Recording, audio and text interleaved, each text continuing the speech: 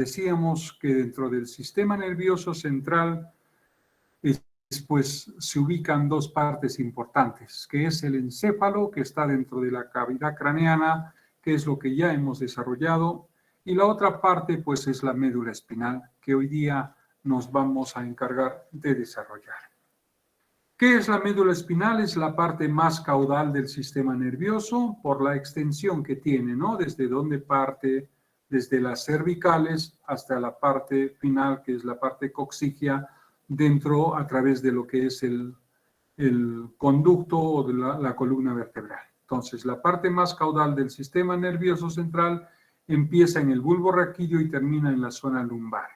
Entonces, se extiende por interiormente de este canal de lo que es la columna vertebral, interiormente pues se extiende lo que es la médula espinal. Dice, es una larga estructura cilíndrica ligeramente aplanada en sentido anteroposterior, localizada en el conducto vertebral. Es decir, que por la parte delantera es un poco aplanada, o sea, no es en su totalidad, como se dice, cilíndrica, sino es ligeramente aplanada en la parte anteroposterior, es decir, hacia la parte de delante. Localizada, lógicamente, dentro de lo que es la columna vertebral.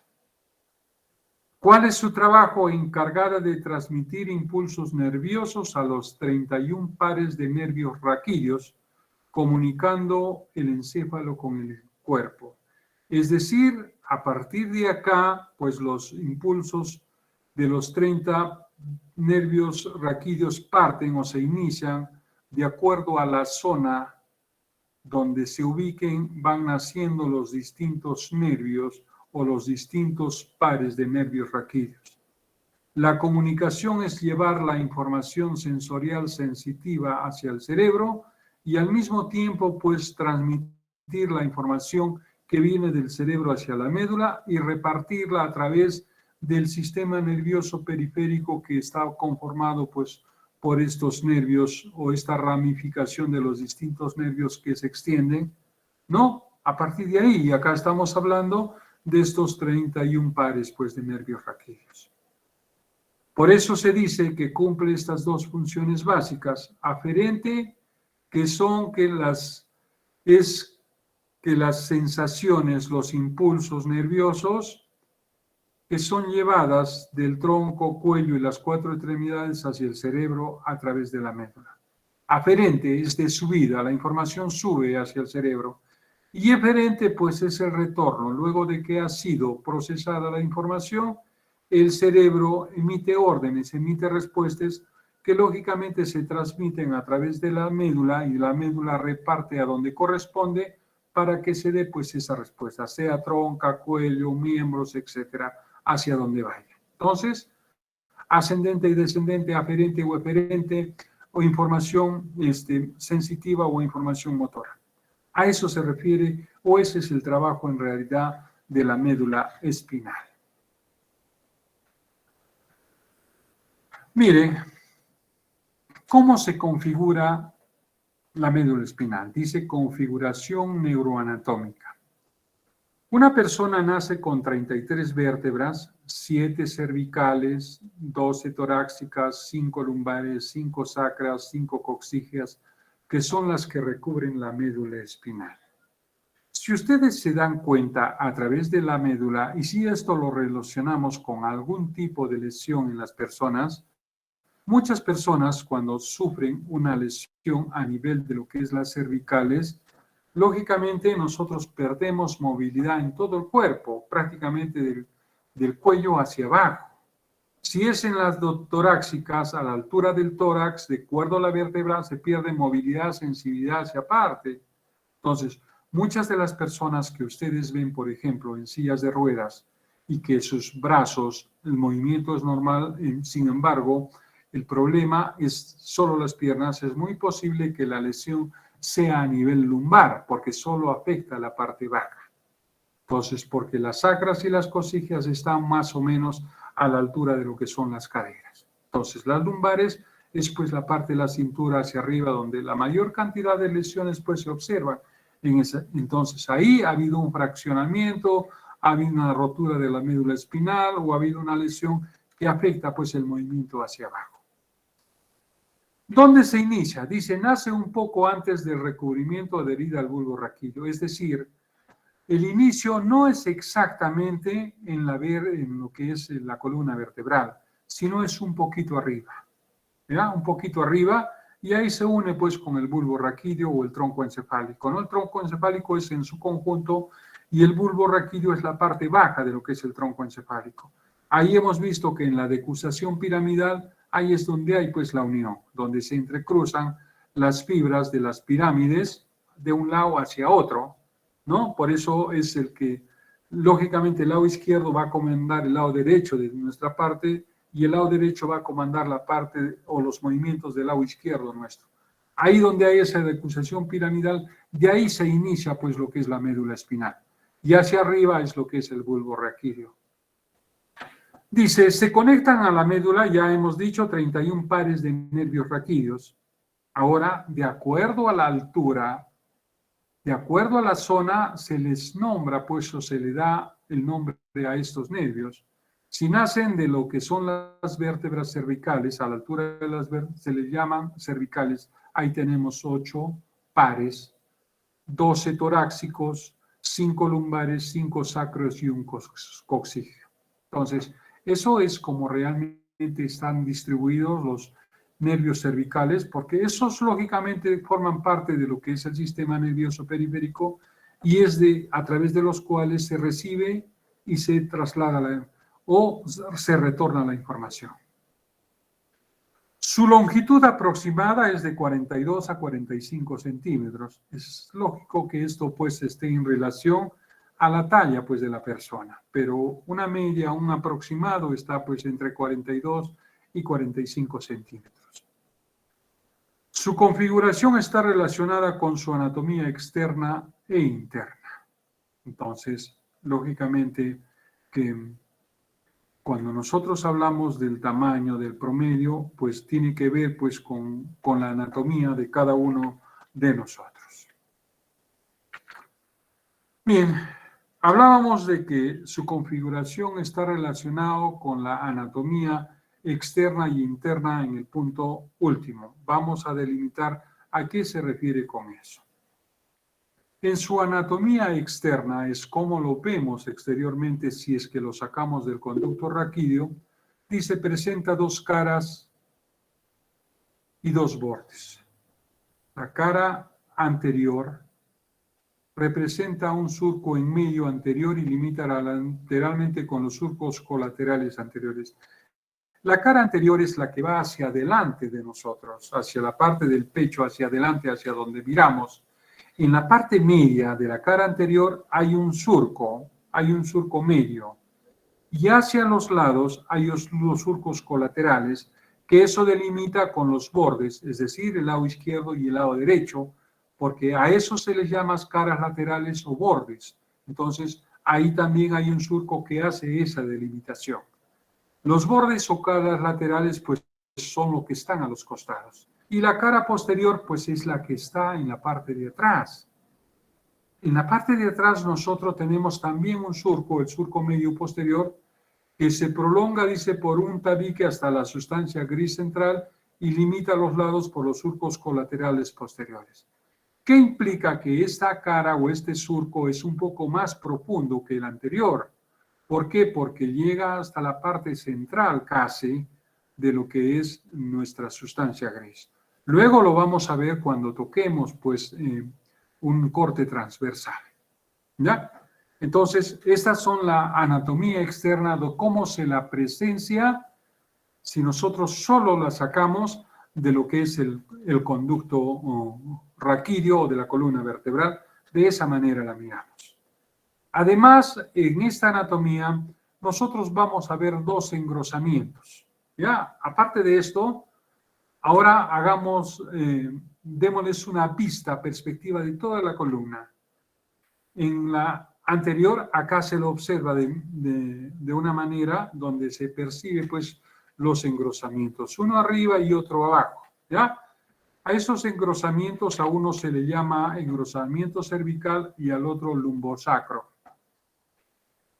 El engrosamiento cervical se da realmente entre la cervical 4 y la torácica 1, ¿no? Se debe a las raíces de nervios que van a transmitir sensibilidad y acción motora hacia y desde los miembros superiores. Es decir, todo lo que esté relacionado con la parte torácica, los brazos, el antebrazo, todo eso, cuando estos reciben información, sea ascendente, es decir, para llevar información hacia el cerebro, o de retorno con una respuesta, tiene que ver pues con este engrosamiento.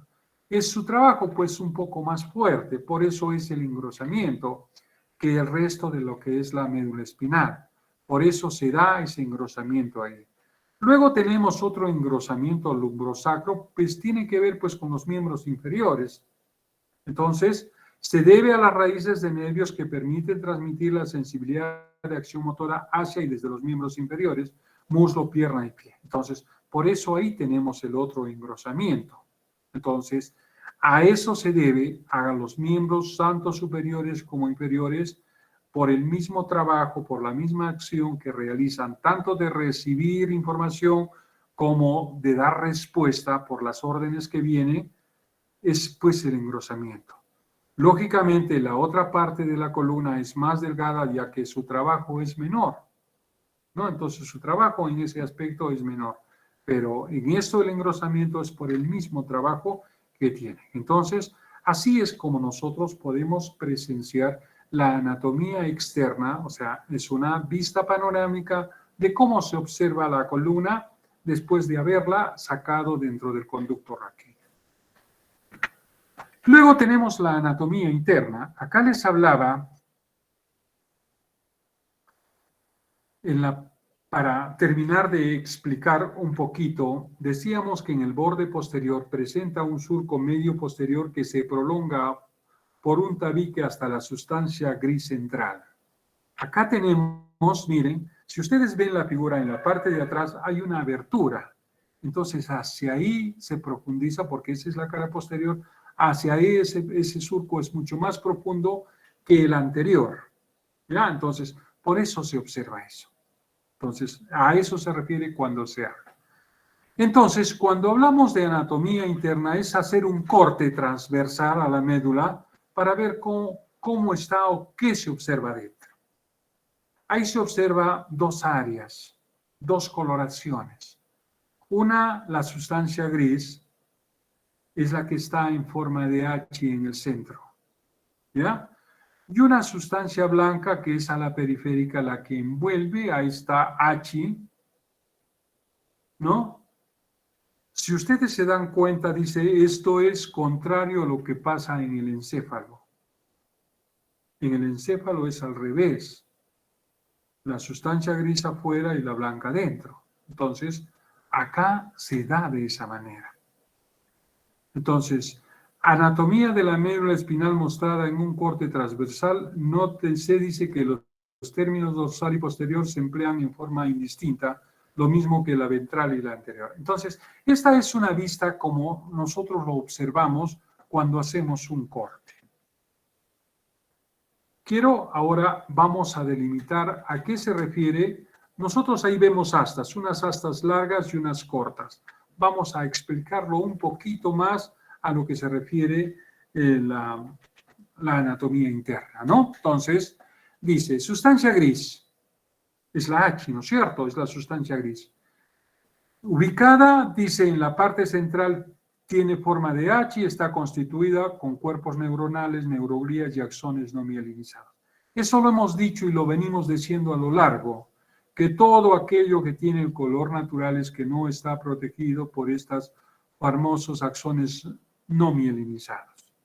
Lógicamente, acá hay cuerpos neuronales y hay neuroglías, porque detrás de cada neurona hay entre 5 a 10 glías protegiendo a cada neurona. Y por tanto, está conformado pues por todo eso.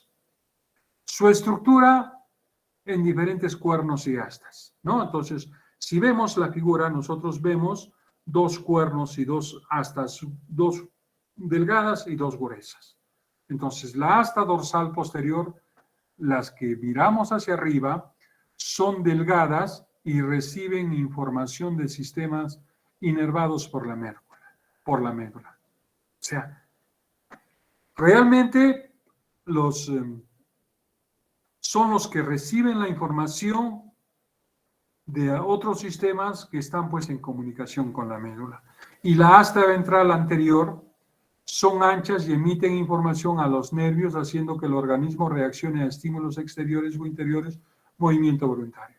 Si se dan cuenta, en uno se capta la información, se ingresa, y en el otro se emite la información.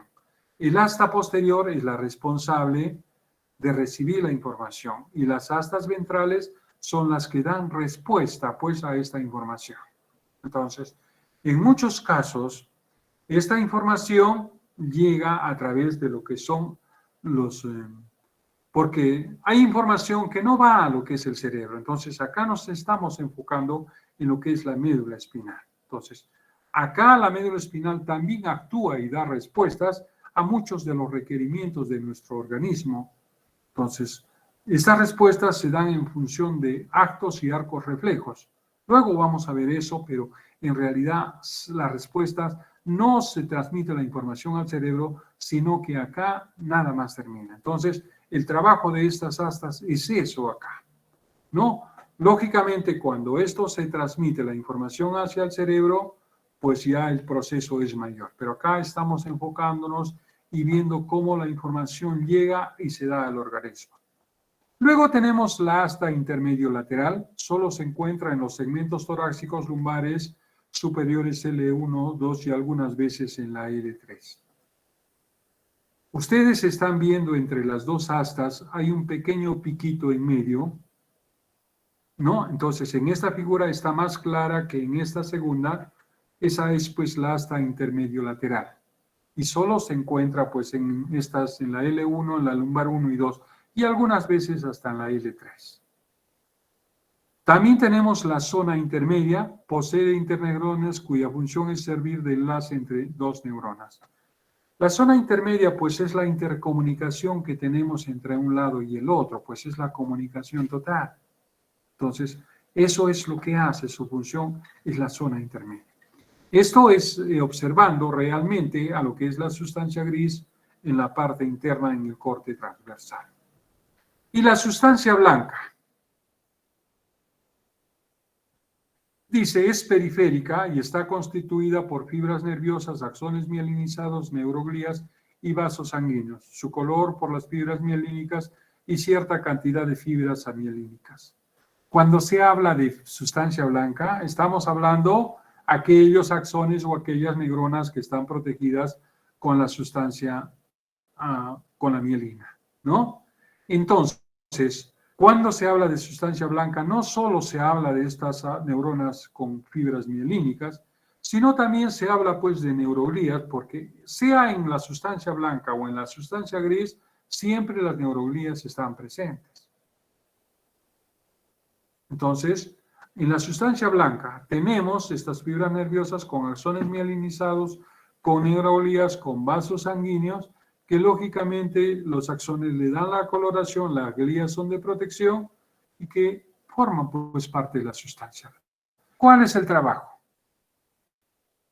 Si ustedes se han percatado, me dice cordón posterior, lateral y cordón anterior. Acá, miren, si nosotros vemos la conformación, todo lo que es blanco de lo que es la médula, entonces hay como unas entradas, ¿no? Hay como unas entradas. Eso forman los famosos cordones. El cordón posterior. En la anterior, en la sustancia blanca, es cuando la respuesta emite la misma médula. Y en la sustancia gris, perdón. Y en la sustancia blanca es cuando esta información ya es transmitida más arriba, hacia el encéfalo.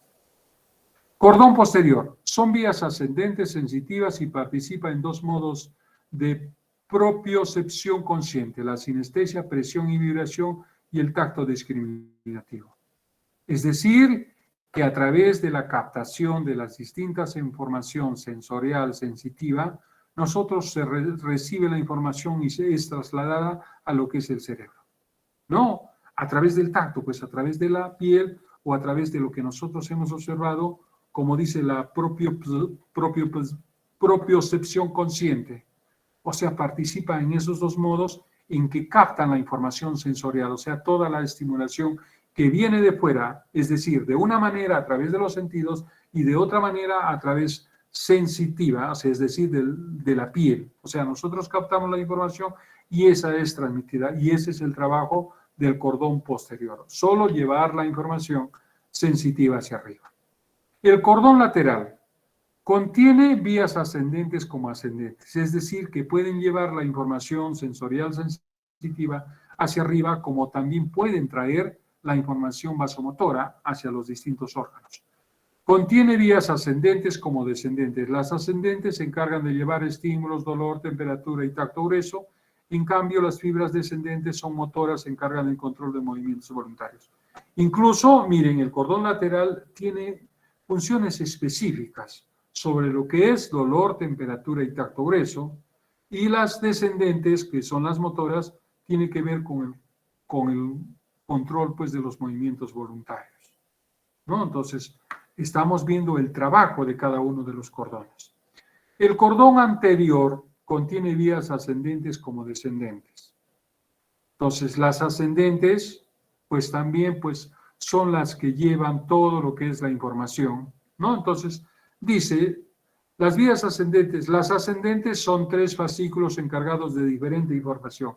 Espino tectal se encarga de movimientos, reflejos, ojos y cabeza. Espino olivar, información del cerebelo, de la sensación cutánea. Y espino talámico ventral, tacto grueso y presión. Las motoras se encargan, pues, del control de movimientos y son los siguientes fascículos: retículo espinal, medial, vestíbulo espinal y el córteo espinal anterior. En pocas palabras, sin confundirnos tanto en términos, lo que nosotros estamos viendo es que la sustancia blanca en el cordón posterior lleva la información sensorial sensitiva, para no confundirnos. El cordón lateral lleva información y también, pues, descarga información a través, o sea, es ascendente y descendente. Y el cordón posterior también tiene que ver, pues, con llevar la información ascendente o sensorial y bajar, pues, con descendente o respuestas motoras. Ese es el trabajo de lo que es la sustancia blanca.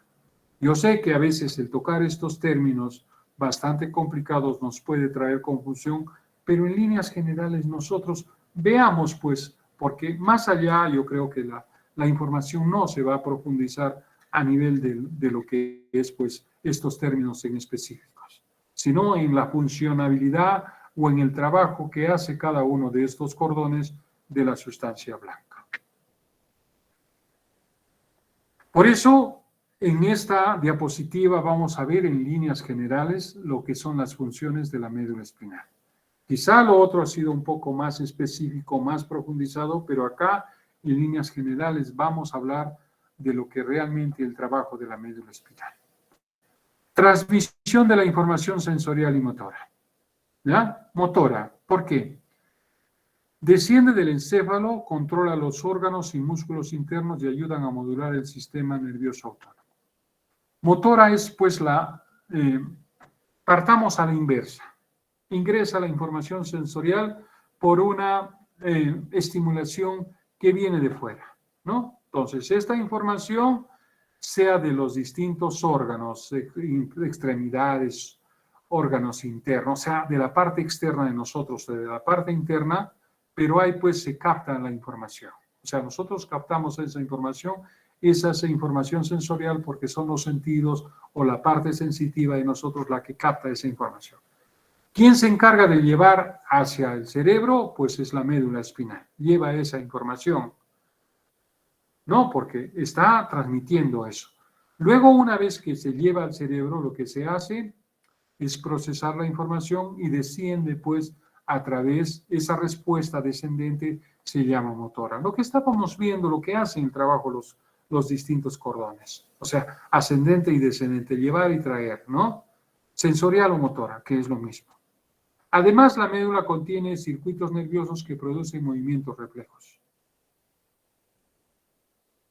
Cuando se habla, lo primero, motora y sensorial, es llevar la información que hemos visto que se da, pues, a través de lo que es la sustancia blanca hacia el encéfalo. Pero aparte, la médula espinal también responde por sí misma.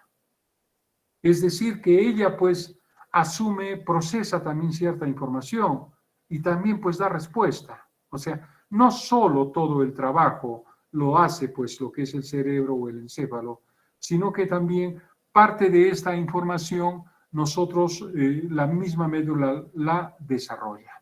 Entonces,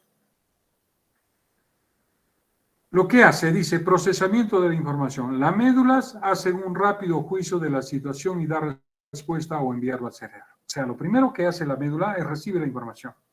La procesa inmediatamente. Si puede dar respuesta, la da. Y si no puede, pues la transfiere al cerebro. Eso es lo primero que hace.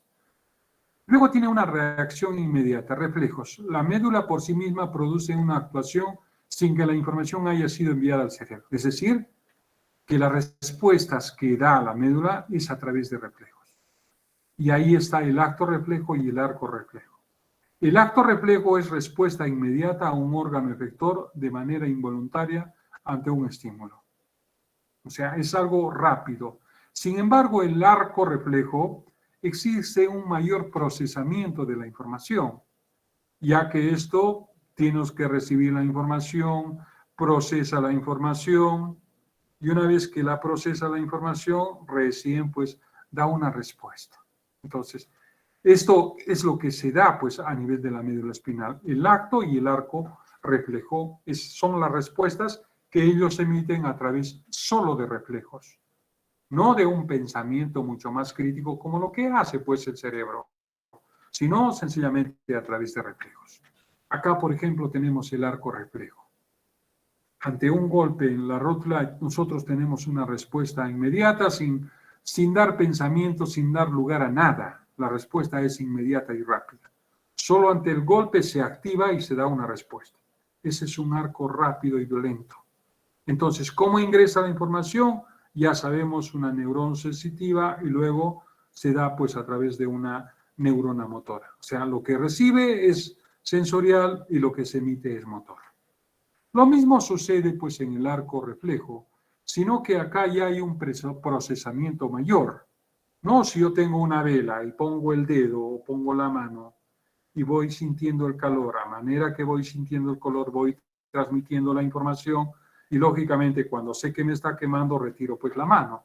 Entonces es un proceso mucho más largo, a diferencia del acto reflejo que sencillamente es una respuesta inmediata. Acá es una mayor cantidad de tiempo, hay un mayor procesamiento.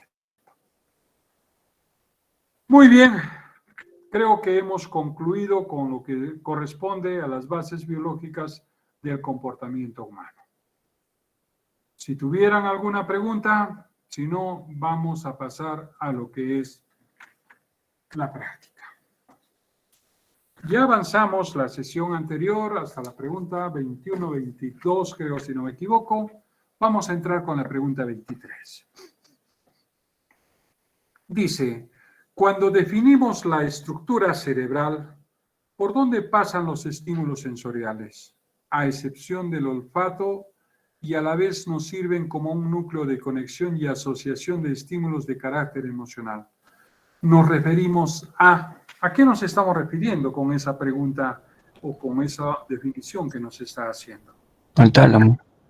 Por supuesto, al tálamo. No es que esté marcado ahí, sino es la respuesta correcta. El tálamo es la estructura del sistema límbico cuya función principal es que todos los estímulos sensoriales pasan por aquí, menos el olfato, ¿no? Entonces, eso es claro y eso está sencillo. La número 24 dice, completa, la de la médula espinal tiene como principal función la de emitir información a los nervios, haciendo que el organismo reaccione a los estímulos exteriores o interiores. A través de ella se ejerce el movimiento de... A ver. El asta ventral voluntario, creo, la B, sí.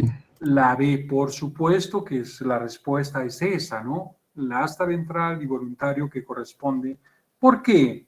Porque el asta ventral de la médula, al contrario que la dorsal, tiene como principal función la de emitir información a los nervios, haciendo que el organismo reaccione a los estímulos exteriores o interiores, A través de ella se ejerce el movimiento voluntario. Entonces, la respuesta correcta y las palabras que faltan ahí son el asta ventral y voluntario.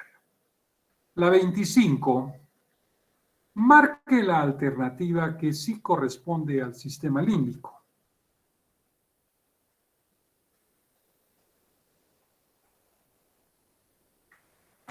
¿La A D? ver, la D, por supuesto, es la que corresponde al sistema límbico. Profe, y la C también me trae duda, pero ¿es lumbar o límbico, no? Límbico, ¿no? Claro, entonces nosotros estamos hablando del sistema límbico. Entonces, la respuesta correcta es la D. Cuando nosotros nos dan alternativas parecidas, porque se trata de buscar confusión entre nosotros cuando nos hacen una prueba. Entonces, lo que tenemos que buscar es aquella que tenga un mejor acercamiento con lo que nos preguntan. Muchas veces, por una coma, una palabra, hace que nosotros podamos distorsionar la pregunta. Entonces, hay que buscar aquella respuesta que se acerque más a lo que nos pide. ¿Ya? Entonces, porque en las preguntas, pues, o en las alternativas que les plantean, lógicamente es para crearte, pues, confusión. Entonces, hay que tener un poco de cuidado cuando demos respuesta a eso. La respuesta correcta es la D. ¿Por qué dice? Está situado en la zona interna del cerebro, más allá de la corteza cerebral. Está involucrado con la motivación, aprendizaje y la memoria. Está constituido, pero por una región cortical, circunvolución límbica, corteza orbitofrontal y una subcortical. Es un anillo de estructuras conectadas entre sí y localizadas en el núcleo central y los hemisferios cerebrales. Permite que el ser humano sea más flexible con sus ideas. Por tanto, la respuesta correcta, como ya lo hemos hecho mención, es la D. La 26. Víctor sufrió de un accidente que le causó una lesión en la estructura del sistema límbico, por lo cual actualmente tiene problemas frente a sus reacciones de estrés, miedo y ansiedad. Se muestra indiferente a situaciones que normalmente le causan ira. ¿Qué estructura del sistema límbico fue afectada en Víctor?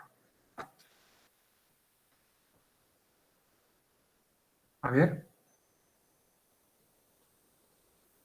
Es una pregunta teórica conectada al accidente de esta persona, Víctor.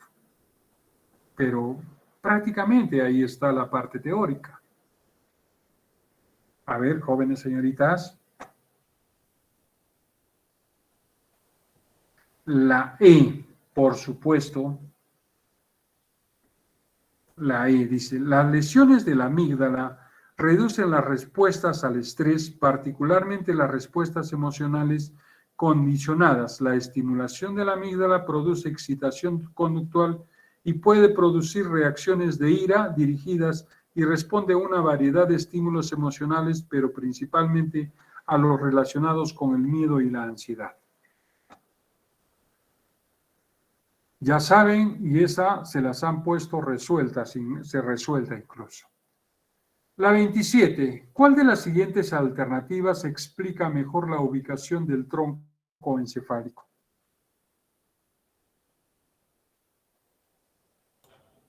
¿La D? Profe. La D. ¿Qué dicen los demás? A ver. ¿Cuál de las siguientes alternativas explica mejor la ubicación del tronco encefálico?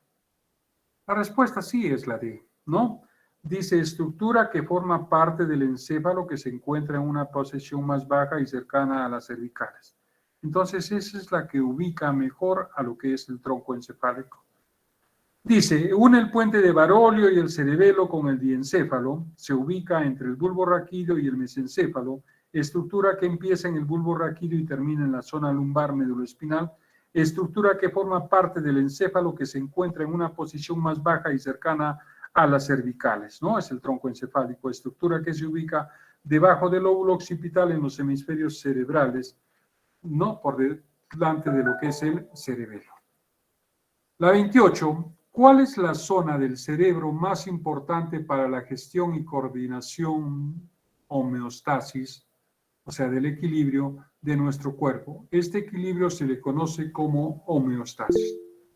La respuesta correcta es la que me están manifestando, lógicamente, la C, el hipotálamo, ¿no? El hipotálamo es una parte pequeña del cerebro dentro del sistema límbico y es la zona más importante para la gestión y coordinación del equilibrio de nuestro cuerpo. El equilibrio se le conoce como homeostasis y es el proceso mediante el cual nos regulamos y podemos llegar a mantenernos estables en nuestro entorno. Entonces, si nosotros hablamos del hipotálamo, hablamos del sentido de la homeostasis, cuando hay un problema de salud mental, hay un problema de desequilibrio, de ansiedad, estrés, situaciones, ¿quién tiene que ver de mantener esta zona? Pues es el hipotálamo para que esto no suceda. Tratar de equiparar las cosas, de equilibrar las cosas, de mantener, de coordinar el equilibrio en cada uno de nosotros. La 29, marque verdadero o falso sobre las funciones del cerebelo. A ver, creo que ya hemos tenido una pregunta parecida. Analicemos esas tres alternativas, esos tres enunciados, para luego ponerles las otras dos y las alternativas o las respuestas posibles. Vean cuál es falso, cuál es verdadero. Acá lo que nosotros ubicamos contribuye al control de movimientos voluntarios e involuntarios proporcionándoles precisión y coordinación. ¿Es verdadero o falso? Falso. Falso. La segunda, regula y coordina la coordinación de los músculos esqueléticos. Pero, Eso es verdadero, porque sí regula. La número 3, ayuda a predecir las posiciones futuras de las extremidades. verdadero. Verdadero. Entonces, la primera es falsa y las dos siguientes son verdaderas. Vamos con la siguiente. Solo aprecia la velocidad, más no calcula el tiempo que se necesita para alcanzar un punto deseado. ¿Verdadero o falso? Falso. Falso. ¿Frena los movimientos en el momento adecuado y necesario? Verdadero. Verdadero. Por eso es verdadero, porque sí lo hace, frena, él sabe cuándo controlar. Entonces, la alternativa correcta sería pues la B. Falso, verdadero, verdadero, falso, verdadero. Esa es la respuesta correcta. Los movimientos sinérgicos compensadores dejan de realizarse y al reclinar la cabeza hacia atrás, el paciente cae desplomado, a no ser que se le sujete. ¿De qué disfunción cerebelosa se está hablando? La sinergia. Sinergia, por supuesto. Dice, en el individuo normal, al inclinar la cabeza y el tronco hacia atrás, flexiona las piernas para compensar la inclinación y no caer. Cuando existe una cefalopatía asinergia, que es lo mismo, estos movimientos sinérgicos compensadores dejan de realizar y al reclinar la cabeza hacia atrás el paciente cae desplomado a no ser que se le sujete. La respuesta correcta es la asinergia. La 31. Cuando preparamos arroz con huevo y al momento de empezar a freír el huevo se produce que el aceite salte y cae gotas en la mano, inmediatamente retiramos nuestra mano. ¿Cuál de la estructura del sistema nervioso que ha intervenido en esta reacción? A ver, lo hemos visto al final. La médula. La médula espinal es la que trabaja con los reflejos, sea con el arco o con el acto reflejo. Entonces, si acá había una respuesta inmediata, es muy posible que es un arco reflejo, porque si A es más minucioso, es controlado, es voluntario, entonces sería un arco reflejo. Entonces, acá estamos hablando, el sistema que se compromete es la médula espinal. Si realizamos un corte transversal en la médula espinal, observamos, indique la respuesta que no es correcta. Entonces, eso lo hemos visto ahorita. A ver, ¿cuál es la que no corresponde? ¿Cuál es la incorrecta?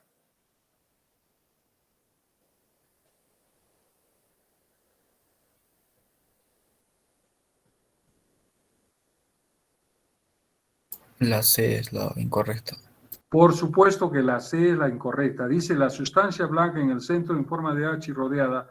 Y la sustancia, eso es incorrecto. ¿Por qué? Porque la sustancia gris es la que se localiza en la parte central en forma de H, no la sustancia blanca. Las otras son correctas. Entonces, la C es la respuesta incorrecta. Muy bien, jóvenes, les queda pocas respuestas por hacer. Aquí nos vamos a quedar. Ya, señoritas, jóvenes, entonces nos vemos.